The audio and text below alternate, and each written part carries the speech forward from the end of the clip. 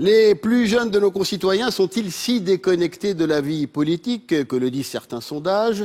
Leurs réponses, leurs questions, leurs commentaires face à la personnalité politique qui fait débat aujourd'hui, Marine Le Pen, bienvenue dans Toutes les France.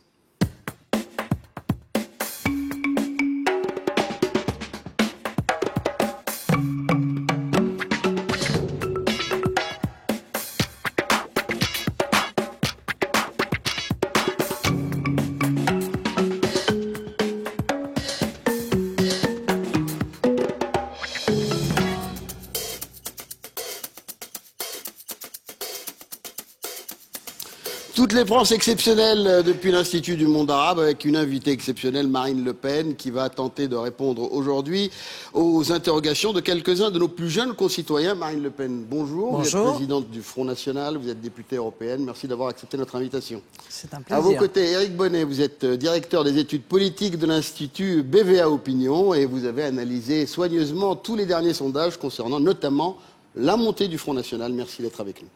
Nous avons François Durper, qui est notre chroniqueur, qui est maître de conférence à l'Université de Cergy-Pontoise, spécialiste des sciences de l'éducation, et vous avez contribué à ce qu'un certain nombre de jeunes aujourd'hui puissent poser des questions à Marine Le Pen. Merci infiniment, encore une fois, d'être avec nous aujourd'hui. Et puis, ces jeunes qui seront là tout au long de l'émission, qui vont poser leurs questions. Johanna, par exemple, et Nani, pour commencer. Alors, vous voulez commencer tout de suite? Allez-y. C'est le principe de l'émission aujourd'hui. Prenez le micro, mettez-le bien en bouche et allez-y. D'accord. Bonjour. Alors voilà, je m'appelle Johanna, j'ai 24 ans. Je représente le Master Études européennes et Relations internationales de Cergy-Pontoise et l'association Rouage donc, du Master. Ma question est très simple. Comment envisagez-vous l'avenir de notre société multiculturelle ? Alors d'abord, je conteste formellement le fait que notre société soit multiculturelle. En tout cas, je considère que les sociétés multiculturelles sont multiconflictuelles. Je pense qu'il ne faut pas commettre d'erreur. Une société peut être multiethnique sans être obligatoirement multiculturelle. Moi, je crois qu'au contraire, il faut valoriser la culture française et que chacun se fonde précisément, soit les porteurs en réalité de cette culture française. De la même manière d'ailleurs que je défends le droit pour chaque peuple à défendre sa culture, eh bien je pense que la culture française est assez vaste, assez riche, assez large pour pouvoir satisfaire chacun. Voilà, donc vous voyez, on a vraiment là pour le coup, dès la première question, un peu une différence d'approche. La définition de multiculturel, c'est une société où la culture principale, dominante, serait mise en danger, pourrait être diluée par la présence d'autres cultures antinomiques. Si vous voulez, moi je pense que je suis un défenseur de l'assimilation et un adversaire résolu du communautarisme. Le communautarisme, ça consiste, si vous voulez, à demander à des communautés qui ont une culture différente de coexister, en fait, une sorte de millefeuille. Je pense que c'est un système qui est un système néfaste. Ça ne veut pas dire d'ailleurs que quand on arrive avec une culture différente, il faut obligatoirement la nier. Mais cette culture, elle se transmet dans le cercle familial, tout ça ne me choque pas. Mais l'assimilation exige, si vous voulez, qu'on abandonne, c'est vrai, une partie de soi. C'est une réalité pour précisément se fondre dans une culture commune qui est, en l'occurrence, en France, la culture française, ailleurs, évidemment, d'autres. On reviendra sur cette question. Éric Bonnet, le Front National monte dans les sondages. Est-ce que c'est l'expression fidèle de la réalité ? Alors, il y a une montée très forte du Front National depuis les années 2007-2008. D'ailleurs, aux dernières présidentielles, Mme Le Pen a obtenu 18% des voix. Son père n'en avait obtenu que 10% en 2007. C'est une montée électorale également idéologique, puisqu'aujourd'hui, 33% des Français se disent assez proches des idées du Front National, alors qu'il n'était que 18% en 2009. Ce qu'il faut tout de même préciser, c'est que cette hausse, elle s'explique en partie par le fait que durant la période précédente, il y avait eu une forte baisse, puisque Jean-Marie Le Pen et Bruno Maigret, à eux deux, avaient totalisé 19% des voix en 2002. Et il faut savoir aussi qu'aujourd'hui, donc 33% des Français sont d'accord avec les idées du FN. C'est beaucoup plus qu'en 2009, mais c'est seulement un point de plus que dans les années 90. Alors c'est un accord, parce qu'on a présenté le vote pour le Front National aux élections locales et à l'élection présidentielle comme étant un vote de contestation, un vote de protestation, un refus de la classe politique telle qu'elle se présente aujourd'hui et des partis traditionnels. C'est toujours le cas où nous sommes-nous passés à une adhésion aujourd'hui réelle aux idées du parti et la volonté ou l'envie que ce parti puisse arriver aux responsabilités. Non, c'est un mélange. Vous voyez, je vous dis, 33% des Français sont assez d'accord avec les idées du Front National. Ce que je vous disais simplement, c'est que ce n'est pas forcément nouveau. Il y a 10 ou 20 ans, ça pouvait être le cas. Le Front National a baissé, le Front National remonte. Et aujourd'hui, dans ceux qui votent Front National, vous avez une partie qui vote Front National pour protester contre tout le système politique et d'autres qui votent pour le parti qui paraît le plus hors système. Et c'est pour ça que, d'ailleurs, le fait qu'il y ait une normalisation du Front National n'empêche pas le Front National d'être jugé hors système, ce qui permet aux électeurs voulant faire une sorte de vote bras d'honneur à tout le système de voter Front National. Mais vous avez aussi des électeurs qui votent Front National parce qu'ils se disent la solution Sarkozy, ça n'a pas marché, la solution Hollande, ça n'a pas marché, eh bien essayons la solution Marine Le Pen, on n'a rien à perdre. Donc c'est un mélange de tout cela. La perception de nos plus jeunes concitoyens à travers un micro-trottoir, celui de Kalidou. Si, comme toujours, dans toutes les France. Regardez. Depuis l'arrivée de Marine Le Pen à la tête du Front National, le parti a changé. Des scores en nette progression, une image retravaillée, à tel point que les médias parlent de stratégie de dédiabolisation. Mais qu'en pensent les jeunes Français? Je n'ai pas changé. Marine Le Pen, pour moi, c'est une opportuniste, donc c'est une personne elle est populiste, elle va utiliser la souffrance des gens qui souffrent vraiment, pour justement l'attirer à son profit et faire évoluer sa cause. Le FN, il a un certain passif. Il a une histoire, et Marine Le Pen dit qu'elle veut se démarquer de cette histoire, qu'elle ne fait partie de cette histoire. Or, elle suit la ligne de son parti. Son père était vraiment dans une caricature, il essayait de créer un ennemi commun et de souder derrière ça. Et les gens sont quand même un peu plus intelligents que ça et ça, Phil a compris. Moi je viens du nord d'Italie et du coup c'est une région qui est très influencée par la droite extrême qui gagne de plus en plus de consensus. Du coup je pense que malheureusement pour moi, voilà, elle est vue de façon assez positive. Et toi non plus, tu n'as pas changé. Est-ce que le parti a changé pour vous? Non, je pense qu'il n'a pas changé, je pense que c'est le même. Sauf qu'il essaye un peu de se montrer sous un autre visage. Son image s'est un peu améliorée dans le sens où effectivement les gens ont l'impression qu'elle est pas forcément fondamentalement raciste ou antisémite ou que sais-je, etc. Mais dans le fond, je pense que le Front National n'a pas changé d'idée. C'est une image, mais en même temps, je pense qu'elle est dans un élan aussi de changement et d'avancée. Donc je pense que non, dans le fond, il y a quand même des réelles avancées concrètes et des changements concrets par rapport à la politique de son père. Si j'ai bien compris, le Front National, pour aller à la pêche aux électeurs, a changé d'hameçon, mais c'est pas dit que le poisson soit prêt à mordre. Alors, Marine Le Pen, extrêmement objectif. c'était la réponse était dans la question, en quelque sorte. C'était le reflet des gens que nous avons interviewés. Juste, il y a une différence qui est faite entre vous en tant que personnalité, et on va le voir d'ailleurs tout à l'heure, il y a d'autres citations de personnalités sur vous, et le parti en tant que tel. Comment abordez-vous cette dissociation qui est faite? Mais bon, d'abord, évidemment, beaucoup de nos jeunes compatriotes se reconnaîtront absolument pas dans ce reportage, pour une raison simple, c'est que les chiffres parlent d'eux-mêmes, si vous voulez. Le nombre de jeunes qui votent pour le Front National est très important, puisque le Front National est le premier parti dans le vote jeune. Et dans les différents sondages d'opinion qui sont faits, nous dépassons très largement les autres mouvements politiques. Alors, donc, confirmation, très déséquilibré, en quelque sorte. Confirmation d'Éric Bonnet? Oui, c'est-à-dire que les jeunes, traditionnellement, votent plus nombreux pour les partis radicaux et moins nombreux pour les partis centristes. Donc les partis dont la moyenne d'âge est la plus vieille, c'est l'UMP, le PS et les centristes, alors que les partis dont la moyenne d'âge des électeurs, des sympathisants sont les plus jeunes, c'est l'ENPA, Lutte ouvrière, et plus encore le Front National. François Durper. Je ne veux pas me faire sondeur, je ne suis pas du tout sondeur. Mais il y a peut-être un élément. Là, j'ai vu Librairie Vrin, on est dans le 5e arrondissement de Paris. Oui. Il n'y a pas un élément de sondage qui est intéressant, c'est en fonction du c'est un quartier très étudiant, c'est pour ça qu'on y est allé. Oui, mais précisément. Il y a un tiers des jeunes, je ne pense pas me tromper, qui sont au niveau bac ou moins le bac, qui votent Front National. Et ça chute quand on est à bac plus 3, bac plus 4, bac plus 5. Donc est-ce que c'est aussi un élément d'analyse? Bien sûr, c'est et donc une frontière pour le Front National, c'est-à-dire les jeunes diplômés, qui pour l'instant ne votent pas encore massivement pour le Front National. Bien sûr, les jeunes, ils ne sont pas influencés que par leur âge, ils ne votent pas que en tant que jeunes, ils votent aussi en fonction de leur région, c'est-à-dire que les jeunes de PACA, ils sont plus nombreux à voter Front National que les jeunes de Paris, par exemple. Ça vaut également selon le niveau de diplôme. On sait effectivement que plus on a de diplômes, moins on vote Front National. À l'inverse, dans les milieux les plus populaires, les moins diplômés, le vote FN est plus fort. Donc tous ces facteurs se combinent. Un jeune sous-diplômé a beaucoup plus de chances de voter FN qu'un jeune très diplômé d'une région peu Front National. Conclusion, cher monsieur. Monsieur Éric Bonnet observe. Il n'est pas là pour dire des Non, mais conclusions. c'est intéressant parce que... Non, mais je constate effectivement dans ces chiffres. Non, parce qu'il y a deux explications, si vous voulez, à ça. Il y a l'explication qui est souvent la base d'ailleurs d'un véritable racisme de classe, hein, que j'entends d'ailleurs parfois dans le débat public, consiste à dire ah bah oui, plus ils sont diplômés, plus ils sont capables d'analyser les programmes, etc.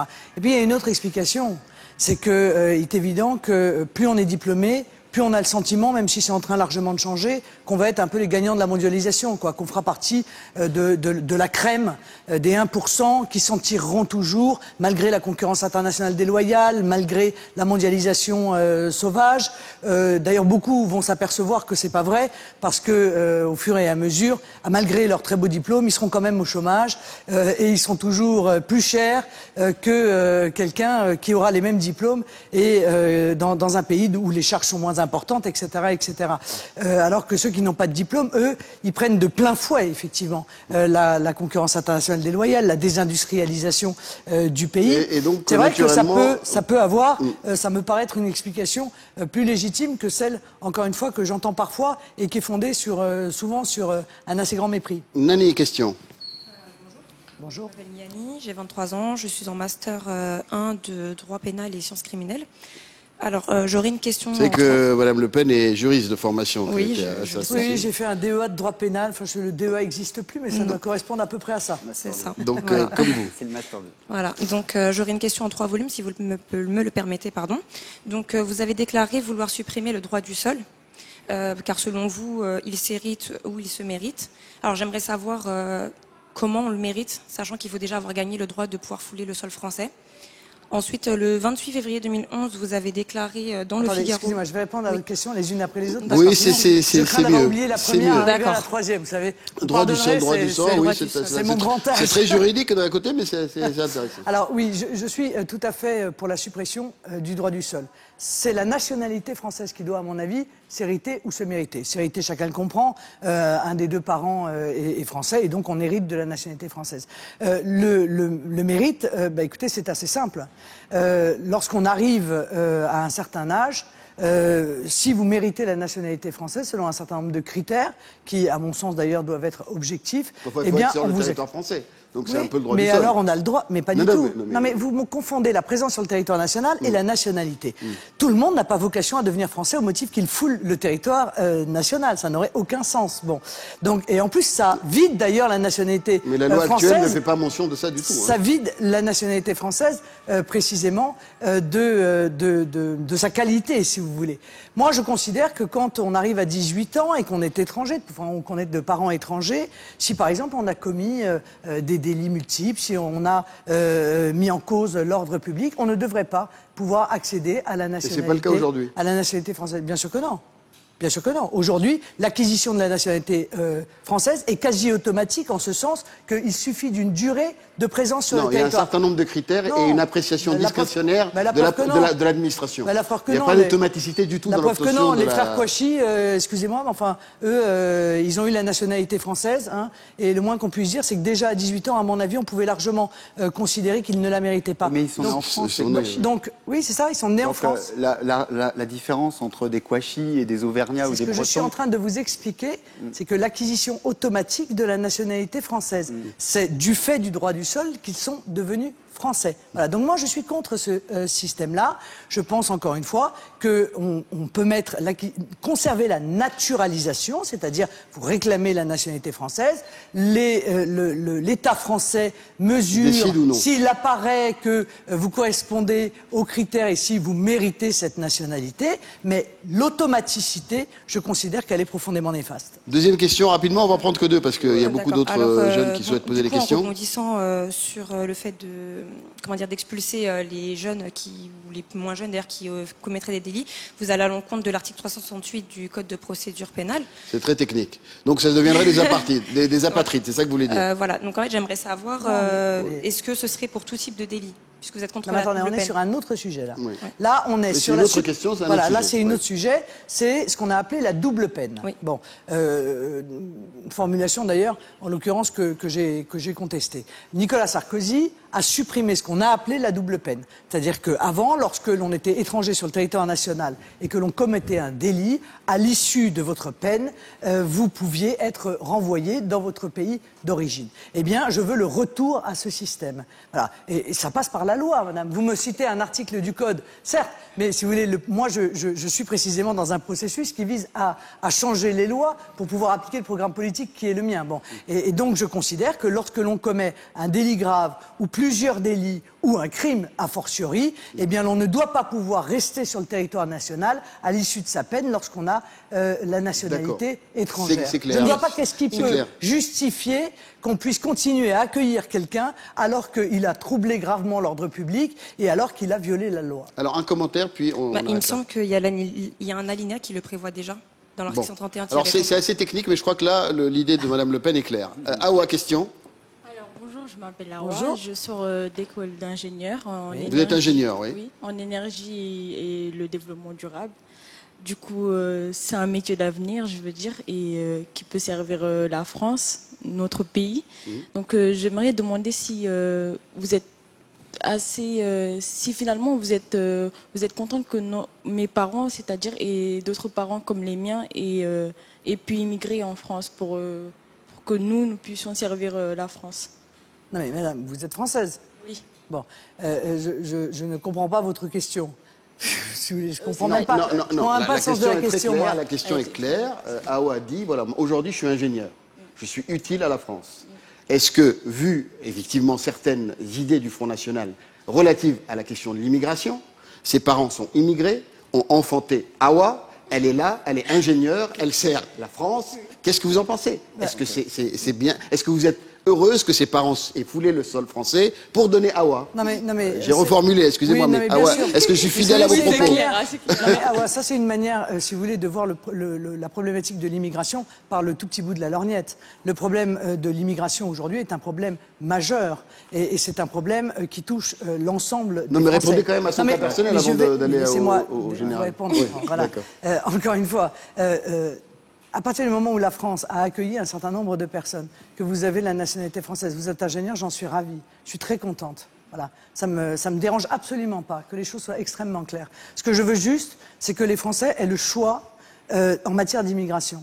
Voilà, je veux qu'on puisse, encore une fois, mettre un certain nombre de critères, accueillir des gens, et les accueillir d'ailleurs dans de bonnes conditions, ou ne pas les accueillir. Aujourd'hui, je remarque que les Français ne décident plus, que l'immigration est quasi automatique, que les personnes qui arrivent sont souvent mises dans des ghettos. Ça a été un débat, d'ailleurs Manuel Valls en a parlé, parce qu'il y a eu beaucoup trop d'immigration, qui continue à y en avoir trop, alors qu'il y a 5,5 millions de chômeurs, alors qu'il y a 9 millions de pauvres. Donc vous faites un lien... Ben non, mais je fais pas un lien. Je fais pas un lien, mais quand il y a... Non, mais excusez-moi, permettez-moi. Quand il y a 5,5 millions de chômeurs et que vous faites arriver des gens nouveaux, ils trouvent où le travail? Mais ça dépend quel travail. Non, mais ils trouvent où le... Ah, voilà.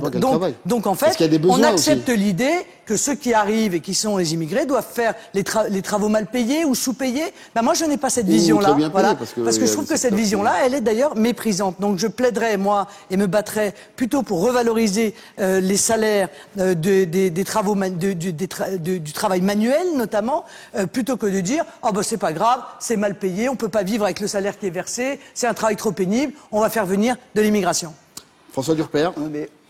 Au-delà du cas d'Awa, parce que c'est pas juste son cas, il y a beaucoup de jeunes, même sur le plateau, qui seraient pas là si, par exemple, votre papa avait gagné les élections en 74 ou en 88. C'est-à-dire que s'il avait fermé les frontières, il y aurait beaucoup de jeunes aujourd'hui qui ne seraient pas là.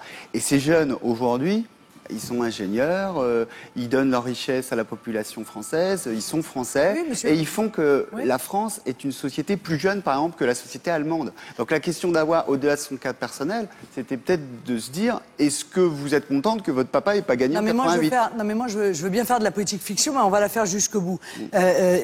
Si mon père, comme vous dites, était arrivé au pouvoir, si on avait arrêté l'immigration bien avant, ce que je persiste à penser aurait été une bonne idée, Awa serait ingénieur dans le pays de ses parents. Et ce serait très positif aussi. Parce qu'après tout, il y a des tas de pays qui manquent de jeunes ingénieurs, qui manquent de jeunes médecins. Et moi, la technique de l'immigration choisie, telle que développée par Nicolas Sarkozy, qui consiste à aller dans les pays, chercher les élites de ces pays, chercher les jeunes diplômés pour venir les amener en France, en privant ces pays de la possibilité de se développer économiquement, d'améliorer leur système de santé, je trouve que c'est presque du néo-esclavagisme. Vous voyez, j'aime pas ça du tout. Voilà, donc que les choses soient claires. Et si mon père avait été au pouvoir, nous aurions fait une grande politique de natalité. Donc il y aurait des jeunes. Parce que la politique de natalité aurait été mise en œuvre. Parce qu'on aurait fixé la priorité de, effectivement, aider les familles à avoir des enfants. La réponse quand même à Awa, c'est de lui dire, je suis content que tu sois française et que tu sois ingénieure en France, mais j'aurais préféré que tu sois ingénieure en Sénégal. C'est ce que je dis. Non, mais c'est trop facile de réduire ça. Ce que je dis, c'est qu'à partir du moment... Moi, je ne vais pas revenir sur... Vous savez, moi, j'ai une grande conception de l'état de droit. Voilà. Si j'arrive au pouvoir demain, je n'entends pas, et je le dis clairement parce que j'entends souvent encore cette caricature, retirer la nationalité française, par exemple, à des gens qui sont français, qui ont acquis la nationalité française. Voilà. Je ne le ferai pas, parce que je considère que même si j'étais en désaccord avec la politique menée, la grandeur de l'état de droit, c'est précisément de respecter cela. Alors, par rapport justement... Je parle pas des criminels et des délinquants et des cas de déchéance de la nationalité que vous évoquiez tout à l'heure. Mais vous m'avez posé une question simple, je vous ai répondu de la manière la plus simple qui soit. François Durper, il semble que le Front National, et peut-être qu'Éric Bonnet le confirmera, cherche aussi à faire adhérer au Front National des gens comme Awa, des personnes comme Awa. Justement, on va avoir tout de suite un reportage sur cette diversification de l'électorat du Front National. Des sondages, des études là-dessus, Éric ? Il y a tout un débat, notamment sur le fait que est-ce que le Front National attire aujourd'hui autant à gauche qu'à droite, par exemple. Et on dit ça surtout parce qu'on voit que la gauche baisse, que le Front National monte. Alors on se dit c'est certainement qu'il y a des électeurs de gauche qui se mettent à voter pour le Front National. Notamment la classe ouvrière. Voilà, ce qui n'est pas certain en vérité. On peut imaginer que la gauche baisse parce que les sympathisants de gauche s'abstiennent pour sanctionner la gauche au pouvoir qui les déçoit et que le Front National monte grâce à une forte mobilisation et puis en attirant des électeurs plutôt de l'UMP. Parce que quand on regarde les chiffres, on se rend compte que par exemple l'opinion du Front National, sur l'opinion du Front National, eh bien 53% des sympathisants UMP ont une bonne opinion du Front National alors qu'ils ne sont que 4% à gauche. Donc on voit que les marges de progrès pour le Front National, c'est plus à l'UMP et à droite qu'à gauche, contrairement à ce que l'on entend ici ou là. Et s'il y a beaucoup d'ouvriers qui votent Front National, effectivement, il faut savoir que les ouvriers ne viennent pas tous de la gauche. Il y a toujours eu beaucoup d'ouvriers de droite également, qui étaient attirés notamment par une droite souverainiste, anti-européenne, qui était très présente à l'UMP, au RPR, à l'époque de Charles Pasqua, qui aujourd'hui se sent un petit peu orpheline et qui du coup peut être séduit par le Front National. Le Front National ratisse large le sujet préparé par Samir Sabi. Regardez. L'arrivée de Marine Le Pen à la tête du Front National a permis au parti des avancées et des scores historiques aux différentes élections. Rajeunissement de ses dirigeants, changement de discours. Quelle que soit leur origine ethnique, religieuse ou politique. Bannissant celles et ceux qui ternissent l'image d'un parti qu'elle souhaite dépoussiérer et différent du FN de son père. Avant, après. Avant, je me disais de droite parce qu'on n'osait pas. On n'osait pas dire qu'on était du Front National. Maintenant, plus aucun tabou. Pour y parvenir, Marine Le Pen ratisse large, très large, et ouvre les portes du FN à des sympathisants et militants plutôt inattendus. Ouais, et je votais Marine Le Pen, et s'il se représente, je voterai Marine Le Pen. Parce qu'il n'est pas contre les personnes comme moi qui travaillent, les gens qui respectent, il est contre les gens qui vivent l'assistanat tout le temps. Au Front National, on voit une France laïque, pas une France... on voit une France bleu, blanc, rouge, pas une France black, blanc, beurre. Et donc, non, c'est pas du tout une contradiction. Le Front National ratisse large et cela paye. Les électeurs sont de plus en plus diverses. Fini les propos laissés au hasard. Marine Le Pen veille et fait le ménage. À tel point que certains semblent subjugués. Bienvenue Roger Kuckerman, bonjour. Bonjour, je crois qu'on est tous conscients dans le monde juif que derrière Marine Le Pen, qui est irréprochable personnellement, il y a tous les négationnistes, tous les vichistes, tous les pétainistes. Sur du Front Vous National. l'avez invitée au dîner du CRIF? Non, je ne l'ai pas invitée. Vous dites qu'elle est fréquentable? Non, j'ai pas dit qu'elle était fréquentable. J'ai dit que je n'ai rien à lui reprocher personnellement, Non, mais vous l'avez pas invité. mais que son parti, lui, n'est pas fréquentable. Marine Le Pen n'en perd pas une miette et annonce que le FN est le meilleur bouclier des juifs français.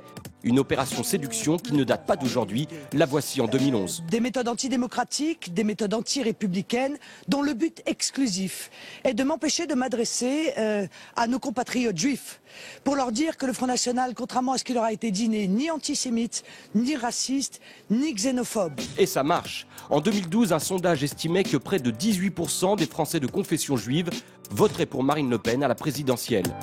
Paradoxe politique pour les uns, double discours pour d'autres. Le FN déroute et ne prend aucun détour.